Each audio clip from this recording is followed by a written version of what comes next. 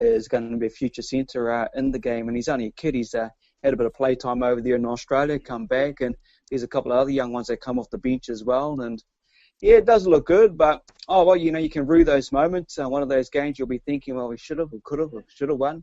Let's hope they can do it next Sunday, the 5th, at Mount Smart, up against the Knights, who haven't been going that well, and that'll be a big game as well. For your listeners over in Gisborne, if you've got a rugby league team, you can take the whole lot along, your whole team. Doesn't matter if it's 10 or 20 kids that are registered in your team, and a couple of adults, all for $130. So they've made a big special inviting all rugby league clubs to the game on Sunday at $130. So a couple of adults, bring your whole kids team. That's cheap as, man, 20 kids and 2 adults. So make the most of the opportunity next Sunday. Wow, that's awesome. That's awesome marketing there from the Warriors. But unlike you there, Reno, because I had to get up early, I thought, no, I'm not going to watch the game. I did watch the beginning of the Anzac stuff that they did, and I thought, no, if I don't go to sleep now, I won't be going to sleep at all, probably. So I did head off to bed before the game actually did kick off. But, glad I did. But, man, because I would have been like you, Reno. I wouldn't have been able to get any sleep. I bet you only got about a couple of hours sleep that day, eh? Yeah, I did. It was a bit hard, actually, getting up and going to work on the Friday. But, yeah, just because the boys played out of their skin and felt pretty well gutted for them. And Steve Kearney spoke at the end. And, hey, it's just what it is. You just got to move on. That's 1 week done. Carry on and see how we can get up against the Knights. And that's just the way it is, Last night was a couple of good games too. The Dogs, the Cowboys, and the old Panthers and Rabbitohs.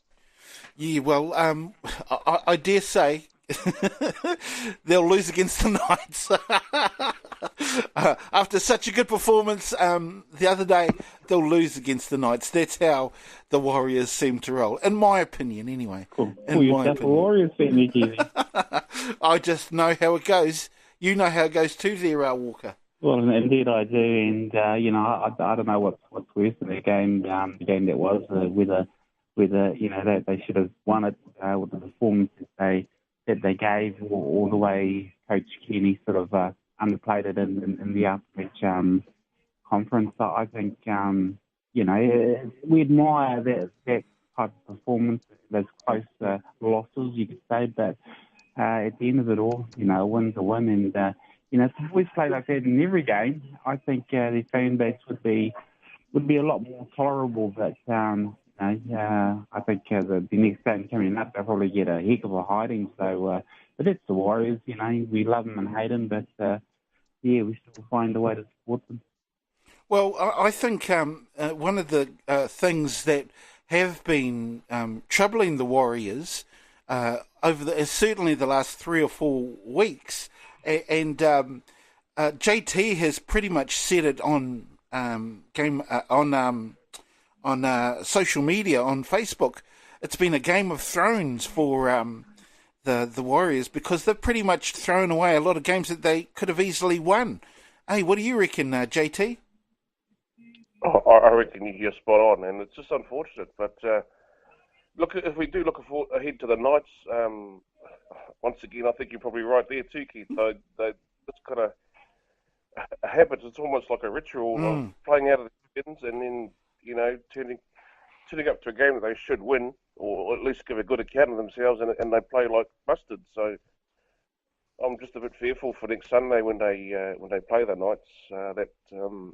Especially if they get some school kids in there, or some young teams, and they go, yeah, we're going to go to the Warriors and they play like, they play teats. So look, if they do that, then Steve Kearney will be going grey and bald and wrinkly all in one game.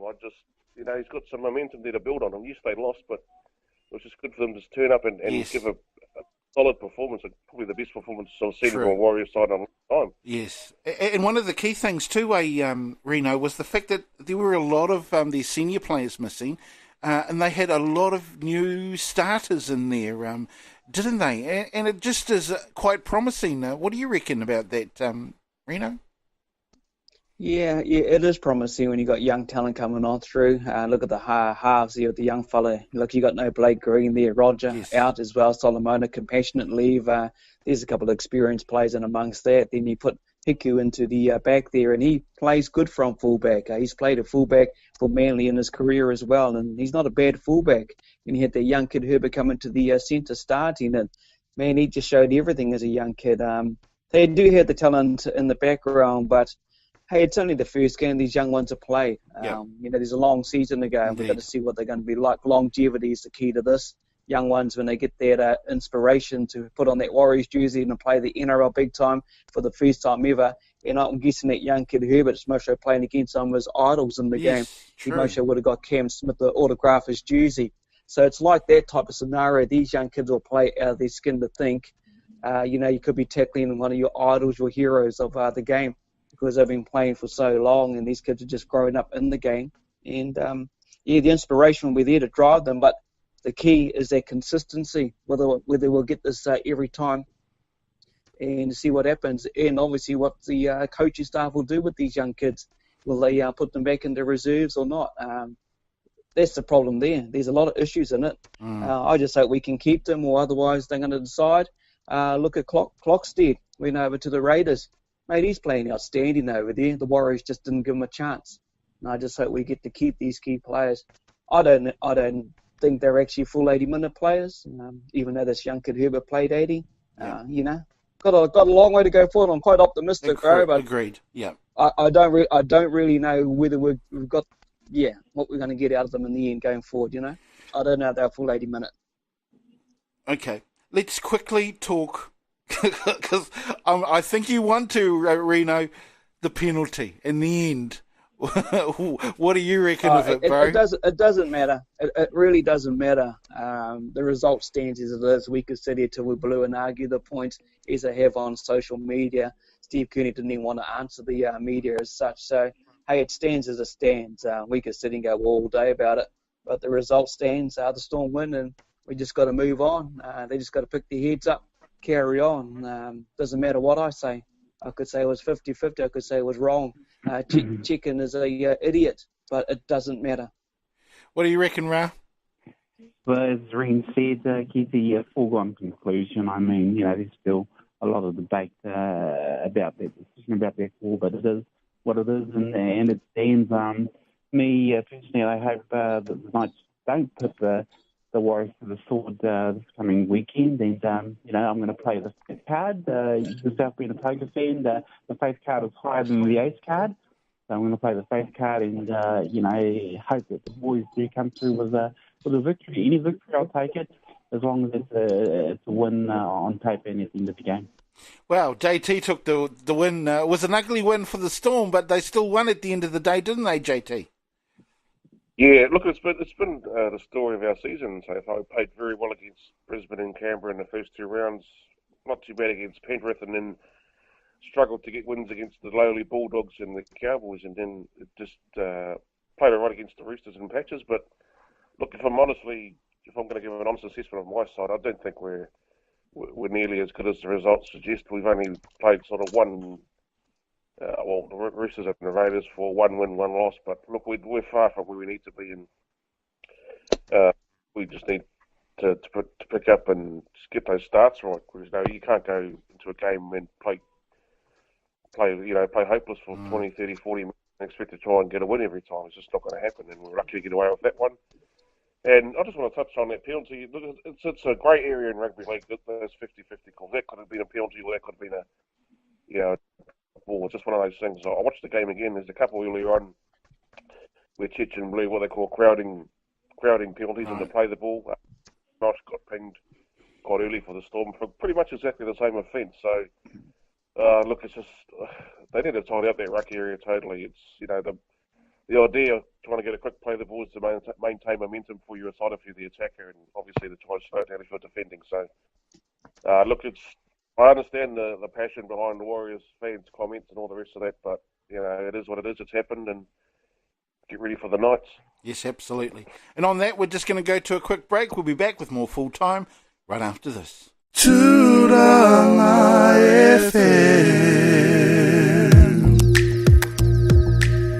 On behalf of the Full-Timers, I would just like to say big thanks to Joachim Currid, who brings us our music intro.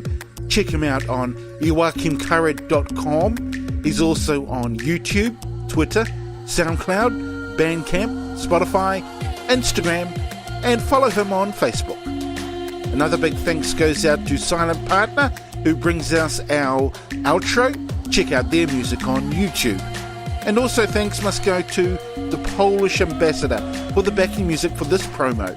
Check out the Polish Ambassador on YouTube, SoundCloud, iTunes, Beatport, Instagram, Twitter, and on his website, thepolishambassador.com.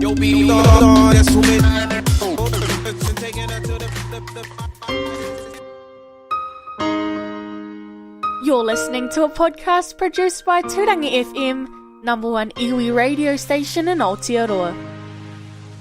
We play each full-time session on Tūrangi FM Saturday mornings at 10 a.m. You can listen in live on our Tūrangi FM media page. Just click the main Tūrangi FM logo to tune in online. Or if you're in the Gisborne area, we're on the radio frequencies 91.7, 95.7 and 98.1. Also check out the Full-Time Facebook page where you can listen to the podcast again. Make comments and click links that will lead you to other ways to listen to the podcast, such as Spreaker, iTunes, SoundCloud, Twitter, YouTube, Podchaser and Tumblr. Right, let's get back to the Fools on Full-Time.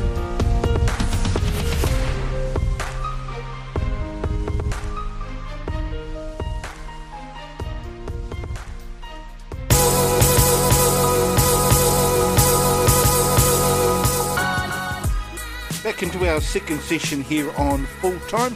Want to send another shout out, of course, going out to our sponsors, Racetrack Motors down there on Grey Street. Now, moving on with more NRL action, of course, we had the Bulldogs and Cowboys yesterday there, JT.